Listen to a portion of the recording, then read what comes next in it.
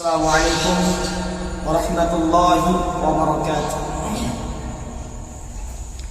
হাজারো ব্যথা বেদনার পরে ফিরে আসনি তুমি আপন ঘরে।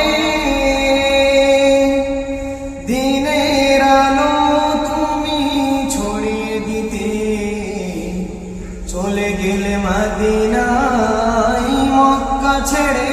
হে রাসূল তোমাকে ভুলে আমি কেমন করে, হে রাসূল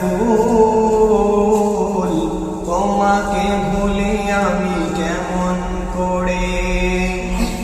হাজারো ব্যথা বেদনা